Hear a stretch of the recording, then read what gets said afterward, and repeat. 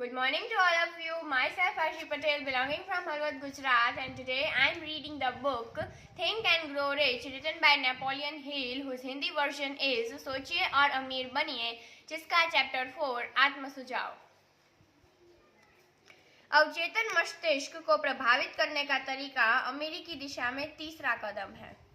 आत्म सुझाव की श्रेणी में वे सारे सुझाव और स्वयं को दिए गए वे सारे उत्तबीन आते हैं जो हमारे पांचों इंद्रियों के माध्यम से हमारे मस्तिष्क तक पहुंचते हैं। दूसरी तरह से कहा जाए तो आत्म सुझाव स्वयं को दिया गया सुझाव है। यह अवचेतन मस्तिष्क और चेतन मस्तिष्क के बीच संवाद का प्रमुख माध्यम है। आप अपने जिन प्रबल विचारों को चेतन मस्तिष्क में रहने की अनुमति देते हैं, चाहे वे विचार नकारात्मक हो या सकारात्मक, इससे कोई फर्क नहीं पड़ता। वे आत्म सुझाव के सिद्धांत के द्वारा अपने आप अवचेतन मस्तिष्क तक पहुंचते हैं और इसे प्रभावित करते हैं।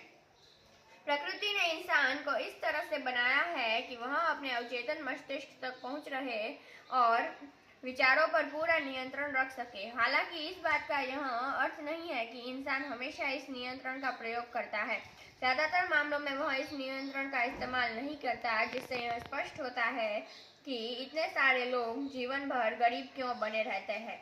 याद कीजिए, यह कहा गया है कि अवचेतन मस्तिष्क एक बगीचे की तरह होता है, जिसमें अगर बेहतर फसलों के बीज न बोए गए तो अनुपयोगी पौधे प्रचुरता में उगाएंगे। आत्म सुझाव नियंत्रण की वह एजेंसी है जिसके द्वारा इंसान अपने अवचेतन मस्तिष्क के इस बगीचे में सकारात्मक और रचनात्मक प्रकृति के बीज बोता है, या फिर वह इसकी सही देखभाल नहीं करता और नकारात्मक और विध्वंसक प्रकृति के विचारों को इस बगीचे में अंदर चले आने की अनुमति नहीं देता। धन को अपने हाथों में देखिए और महसूस कीजिए। इच्छा वाले अध्याय में जो 6 कदम दिए गए हैं, उनके सबसे अंतिम कदम में आपको यह निर्देश दिया गया है कि आप हर दिन 2 बार धन की इच्छा के अपने लिखे हुए वक्तव्य को जोर से पढ़ें और यह कल्पना करें और अनुभव करें जैसे वह धन आपके पास है और आप उसके स्वामी हैं। इन निर्देशों का पालन जब आप पूर्ण आस्था की भावना से करते हैं तो आप अपनी इच्छित वस्तु को सीधे अपने अवचेतन मस्तिष्क तक पहुंचाते हैं। इस तरीके को बार बार दोहराने से आप अपने आप विचारों की ऐसी आदतें डाल लेते हैं जो आपकी इस बात में मदद करती है कि आप अपनी इच्छा को इसके आर्थिक समतुल्य में बदलने के लिए सही प्रयास करें।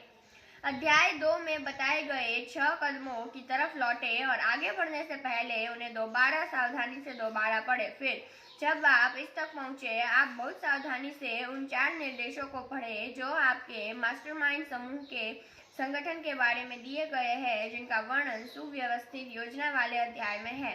आत्म सुझाव के बारे में दिए गए इन दोनों तरह के निर्देशों की तुलना करने पर आप यह जान जाएंगे कि इन निर्देशों में आत्म सुझाव के सिद्धांत पर अमल करना शामिल है। Thank you.